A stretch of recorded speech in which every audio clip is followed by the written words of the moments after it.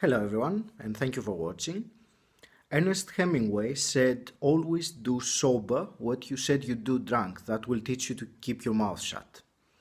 I just completed the Dry January challenge a few days ago, and I wanted to make a quick video to share with you my insights and experiences through this challenge.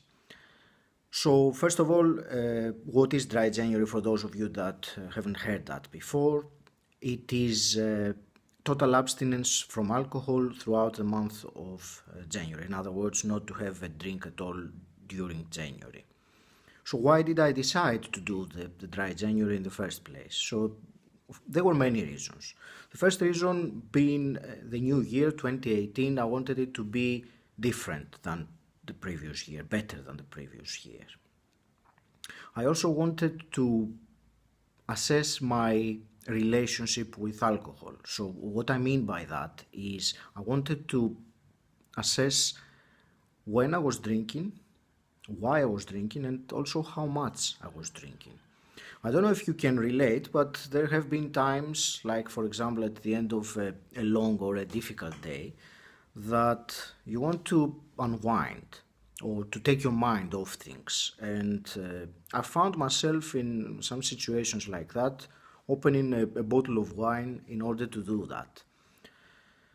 Of course, as you know, it's not as simple as that because alcohol, yes, will change your state, but at the same time, it will cause some emotional instability, it can cause anxiety, it can disturb your sleep, and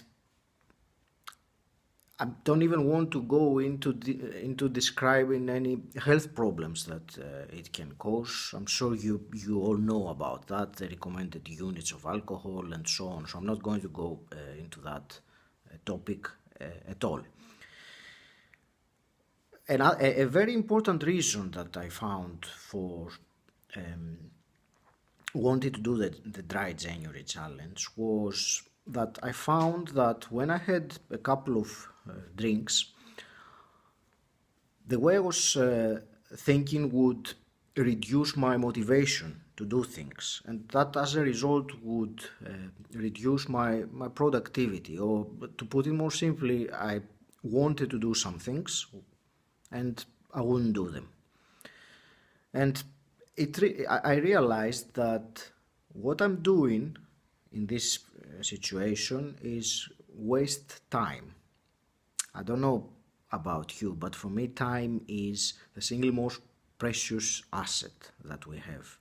And it's certainly not to be wasted because you can't get it back. It's non-renewable. So, for all these reasons, I decided to do the Dry January challenge. And as I said, I'm happy to say that I finished it successfully, and I have to say it was fairly easy as well. I will share with you some of the ways that helped me out on doing it. So, the first thing that I did before I started the challenge was to write down a list of my reasons why I wanted to not drink throughout January.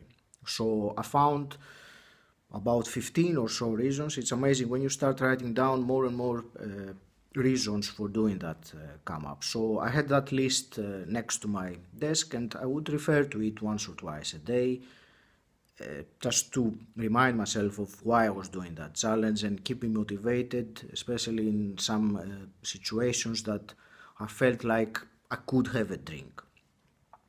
Another method or another thing that helped me go through the challenge very easily was exercise, physical exercise. So I exercise regularly anyway, but during this period I found that I was exercising even more. I would go for a run in the park most mornings, and I realized that I had increased energy to do that, so it was very helpful. There is also an app that I was using on my phone to keep track of my progress. That was also quite useful. And also Another thing that helped quite a lot, and you may be able to relate with that, is when you go out. Let's say you go to a bar or a restaurant to meet people, and everyone is having alcohol, then you might find like it is a little bit difficult for you to keep with your promise of not drinking anything. So what I found that was very useful was non-alcoholic beer. Beck's Blue, to be exact. It tastes like beer. You're holding a bottle or a glass. You feel like it's drinking. So I found that really helpful, if not for anything else, just from a psychological point of view. So these were some of the ways that I found very useful, or some tips and tricks to help out with carrying through with the challenge and completing it successfully. And I would also like to share with you finally some of the benefits that I've realized during this period and since that time as well. So the first of all was increased energy levels that I have had, increased vitality to do things. I also realized that my sleep was better. I would sleep throughout the night without any interruptions. I wouldn't wake up at all before my alarm went off in the morning. I also realized that my body fat percentage, even though I didn't change my diet or do anything differently, but my body fat percentage was reduced slightly just from not having alcohol, which is always a good thing to have. Also, I found that my skin and my eyes look better or younger. I don't know if you can agree with that or not, that's all right. But that gives you a bit more motivation when you look at yourself in the mirror, and it looks like you are more fresh, more young. It keeps you motivated, and it makes you feel more confident as well. And last but not least, last benefit but not least, is the amount of money that normally would be spent on alcohol can be saved or spent for other things. For example, arranging a trip, or treating yourself, or putting it towards your personal development. So lots of bonuses.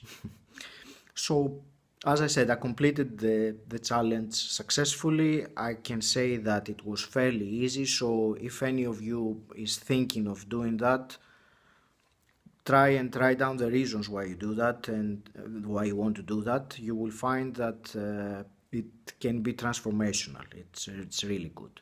As a matter of fact, I enjoyed it so much that I decided to go on and do a dry February as well, back to back. So I'll let you know how that goes in due time. So thank you very much for listening. I would appreciate if you write any comments that you have on the comments box below. I would be more than interested to read what you have to say about this. So once again, thank you very much for watching. Thank you.